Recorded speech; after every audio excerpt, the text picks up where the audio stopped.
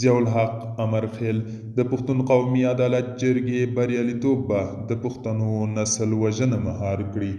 سلام، وخت مو په خیر. پام وکړئ د نن ورځې تازه خبر ته. د ننګرهار پخوانی والي ضیاءالحق امرخیل په خپل ایکس پاڼه د پښتون قومي عدالت جرګې ملاتړ کړی او پښتونخوا کې له روانو ستونزو د پښتنو د خلاصون لپاره معقوله او اغېزناکه لاره بللې ده. نوموړي لیکلي پښتانه خپلې پرېکړې د عنعنوي جرګو له لارې ترسره کوي.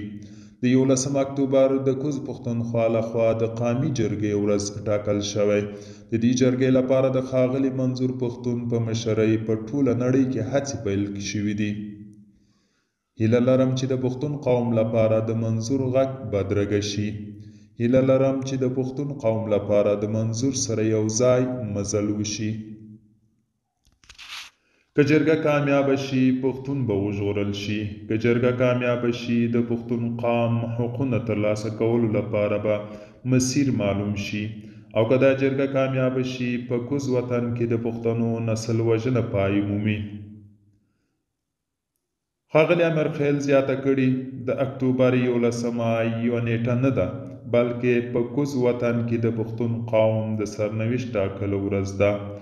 دا ورځ دې بریالی او د منظور پښتون په مشرۍ پښتانه دې سره لوړې پاتې شي. دوستانو، دا د نن ورځې چمتو کلی خبر. تر بیا هم په الله سپارم. ښې چارې